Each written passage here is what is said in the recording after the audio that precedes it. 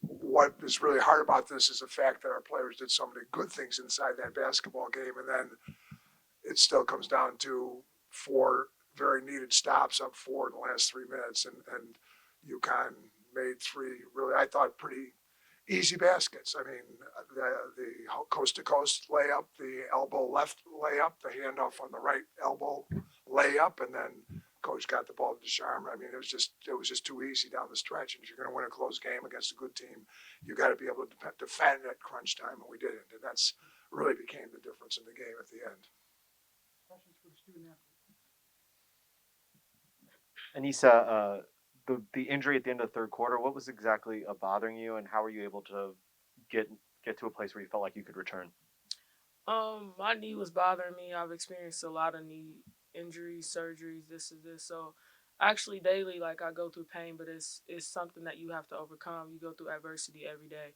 So me just knowing that my teammates would need me, I had to push through, and then I'll just have to get recovery later. Aneesah, you've had a lot of success in your freshman year, but in particular today against one of the better teams in the country. Just how do you describe how you played tonight? I would say I just brought the energy that I bring every game.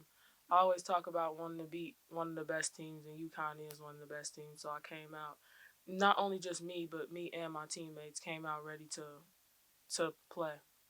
And then Sonya, you've played UConn several times now. Do you think this was a missed opportunity to knock off UConn and kind of get a signature win for you guys this season?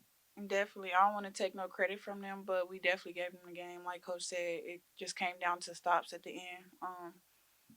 We came back from like 9 or 10 down, got up by 9 or 10. So it's just like when we get those opportunities, we gotta capitalize. Like we have to capitalize, and I think that was our biggest downfall. Obviously, those stops at the end of the game, that was the game right there. But if we would have pushed on that lead instead of just letting them come back, that was a game changer. If for either one of you guys, like, how difficult are they to play with their length? It seems like they have length at all 5 spots. It can make it really difficult to kind of get to where you want to go on the court. Either one of you guys. Well, I know that I've played against a lot of teams with length. Arizona is another one. I wouldn't say that it's more of the length; it's more of the physicality. Like the game was very physical from every player. Yeah, I could agree with that. They length being there, I'm shorter than Nisi, so it's probably a different story. But they definitely got height over us, and I think that's an advantage to them. But it really just come down to heart over height, and I mean, obviously they grinded out some important baskets at the end, but I think we showed a lot of heart tonight over their height, So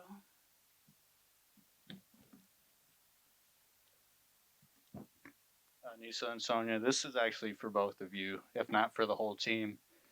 You guys were definitely the hunters and aggressors this game. I would say for the entire game.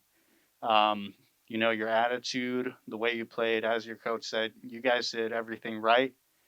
And as far as I can tell, I mean, like that, you won the game pretty much. But what I have to wonder is what was going through your mind? Like, you guys were playing consistently aggressive, but was there a mental component? Like, were you thinking near the end of the game or when the gaps were being closed?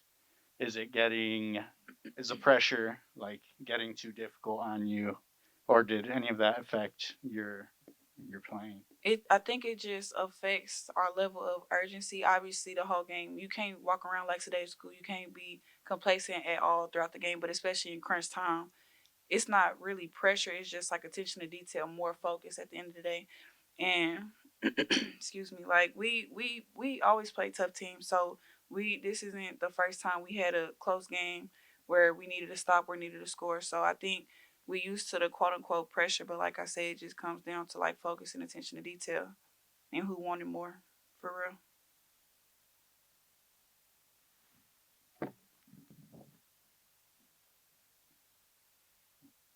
For either of you, but you talked about the idea of heart over height, and but also that maybe a missed opportunity.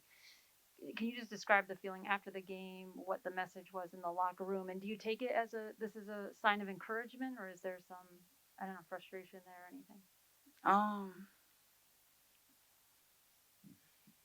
Obviously we are very upset and disappointed about the loss, but I like what you said at the end. It's a sign of encouragement because we could allow us to get down and we could start pointing fingers and blaming each other. But I really think collectively as a team, we know like we had them. Like we really missed the opportunity. So I think we really just gonna learn from it and grow from it individually and as a team. I don't think we not gonna allow ourselves to get down. We don't have time to allow ourselves to get down. Anything else here? All good. All right. Thank you. All right, thank you. See you tomorrow.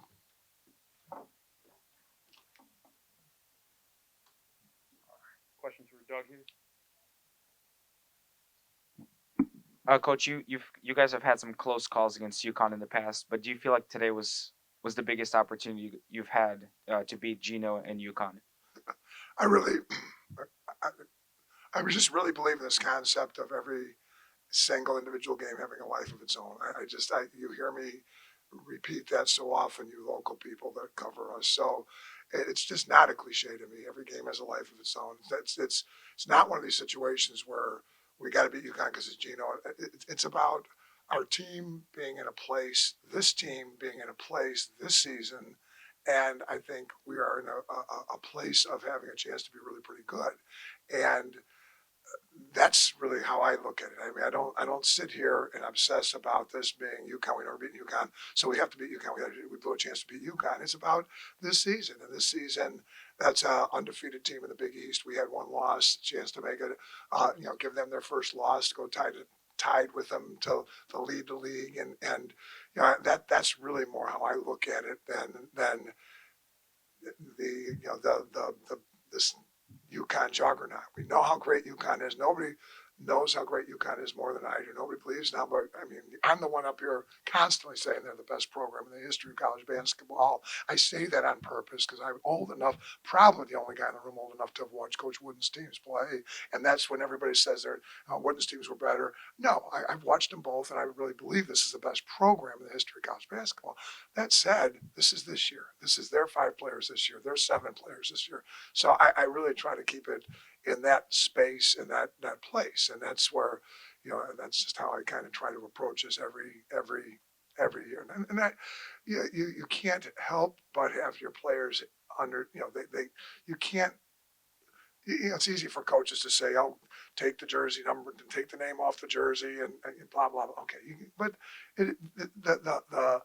the history's been built by them, so it's not that simple just to take it off. But it's still more about this year's Big East team, our team, their team, this year's Big East championship, regular season championship, conference championship. This league deserves. I know this is going to sound strange, but Villanova and Creighton and DePaul and again UConn. There's 4 of us belong in this NCAA tournament right now. And I'm not even talking about St. John's. And there's a lot of good teams in this league. And the fact that we welcome DePaul, Dougie Boy here, welcome UConn back into the league. We want him in the league. We don't want him in the league to make this a one-bid league, though. We want him in the league so that we can, make it a better league. So I don't look at it. I just look at it tonight. And tonight's just bad. I'm a basketball guy. I mean, the players did a lot of good things to come back from the 20-11 first quarter. There was a lot of, downtrodden looks on my players' faces at the end of the first quarter when we were up 6-2, and the next thing you know, we're chasing 20-11. They did a great job in the second quarter. Came back. I thought we let our guard down some with the collection of threes that took place there in the second half, and then down the stretch defensively. It's just technical.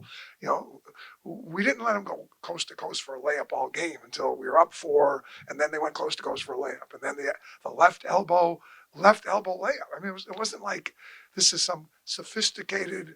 I love Coach Gino. I mean, but it's not like she's on the freaking elbow and she just goes to the basket and makes a layup. I mean, it's crunch time. It's game time. Okay, and then then they run the handoff on the other side, the other elbow, go make a layup. And I mean, you just can't do that at crunch time of the game. That's just technical, pure, get down, nitty gritty basketball. Now, our players played a lot of minutes tonight. I didn't feel like I was able to go very deep into the bench. So it wasn't like, our players are tired, they're human. But at the same time, you want to win a close game against a real good team at crunch time, you got to make those 4 stops. I mean, it's 8 points, crunch time. 3, you just have to do that. A lot of wild swings in this game and runs for each side. But what does it say about you guys in particular that UConn goes up by like I think 7 or so in the fourth quarter, and you guys, I mean, probably could have gone away, but you guys come back and take the lead. What does it say to you that you guys, were able to take a punch at that point in the game and still come back? There was a question earlier about the attitude in the locker room and everything. I think that's the best part about the game, actually, is that we came back a couple times tonight when we might have walked away before, and that's important, and it's something that has to happen, and I'm happy that the comebacks came at the same time. It's just there's another great question out here about we won the game. Well, the score, I'm quoting, is it Bill Parcells? The score is what the score says it is. I mean, we got beat. I mean, I love our players. I love what we did tonight. I love how we came back, but still, there's a score. And it says 80-78. I think I got the score right. And it's we got beat. So that's the way it is. And then we got to move on. And the other thing after in the locker room is we got St. John's on. The COVID factor here. And this is not being brought up to blame anything about anything. It's just, you're prepared to play them at 1:00 in the afternoon on New Year's Eve, and then it's called off on Tuesday, and then you're prepared to get ready for St. John's on Sunday night, and then you're playing UConn. It's a no-brainer for me. I'm happy we could play because there was no dates to get this game in. I mean, without the dominoes that all had to fall for this game to be played tonight, with South Carolina needing to get Mississippi State with one loss and having to get that date scheduled for tomorrow. Without that happening, there was no date to get this game in. So I'm happy it happened. I'm happy that we were able to play tonight on a short notice. But at the same time, here it comes, it goes. Now St. John's is here in less than 48 hours. And St. John's is a team that is really much more talented than the record. And that sounds hokey and crazy because, again, your record is what it says it is. But at the same time, they played UConn a tough game last Sunday. They had a good game the other night, and I mean last night I guess it was, and they're going to come in here. They're a really talented basketball team, so we have no time to be feeling sorry for ourselves. We got to turn the page and get ready for a very good St. John's team, and we got to get on a plane and go to Seton Hall on Sunday. So it's we still have, and this is going to be it'll be 5 games in 10 days, and that's players would rather play games than practice. So when we got 5 games in 10 days, I can't complain about that. They would rather play. But what they don't understand as young people is it is a little bit harder on their body than they realize. And I mean, I guess I could have tried to go deeper, but I didn't feel like I could or I would have. So. Doug, Alexa filters the Hartford Courant. Aneesah having 30 and 14 against a very strong UConn team. What was the most impressive thing about what she did tonight? And then also just broadly speaking with her and Ducharme and Fudd really being the stars of the game, what does that say about the promise and the youth of the Biggies, not just with UConn, but with your program too? No, it says a ton about the youth in the league. This is a great league. And that's, I mean, I'm happy. I hate to see kids hurt. I'm not one of these coaches that sits over there. I want Paige Beckers back. All right. And why would you want her back? Because she's a great player and she represents our league. And she's a young woman that's an athlete. So you don't want to see athletes on the side. So, Azie Floyd played her first real minutes tonight. I mean, and she showed why she was the preseason freshman of the year. All right. So Azie came out and had a great ball game tonight. So it says it speaks a ton to the league and the youth of the league and how good the league has a chance to be. And I already started talking about that. It's not too early to start talking about this league deserving 4 teams. All right, I know how good Nova is when they got Sechrist and they got Hurley. I know exactly how good Creighton is. Know how good they are. I think we're pretty good. And there's still some really other good teams hanging around here. Marquette beat us, St. John's and Seton Hall. These are all really good. Providence has got a great lineup this year. So this is a good league. It's a better league than it gets credit for. But the freshmen are really special, and it's Aneesah special. I mean, the blessing, and that's not a curse, it's a blessing. I mean, I've been with Gino and Chris for so many years with the USA side of things. I do know them very, very well. I mean, so I know how Chris Daly prepares their post players. I know what it's going to look like in the other locker room and how they do a great job of taking people out of games. So because I've been there on the other side with them, so they that 30 and 14 wasn't easy. It was harder, and she got whacked around pretty good. She only 1 rebound in the first quarter, and I thought the best thing about Aneesah tonight was her bounce back in the second quarter and bounce back throughout the game. So I mean, I just, again, I had to wait a long time, so somebody was talking a long time before me. So I'm going to talk a long time too. So.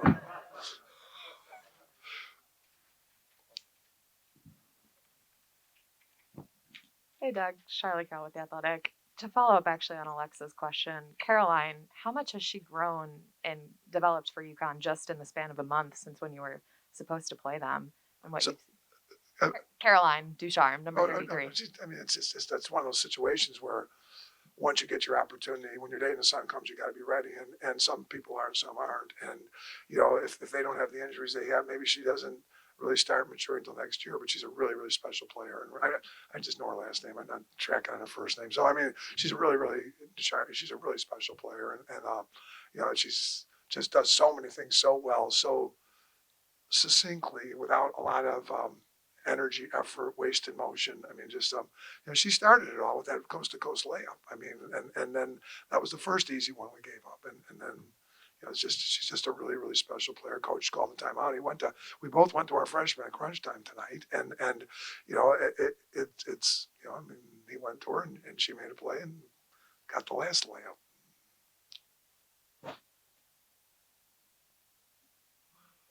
Oh, you're getting tired, huh, Bobby? You're getting tired, huh, Bobby? You let you let the other guy in there a long time, huh? Or, thanks to everybody for covering women's hoops and then just everything that you can continue to do to cover this sport. It's really really appreciated, and I just can't say enough about the people that do get out here and cover women's basketball because it's not easy to get people to cover us. So thank you very much.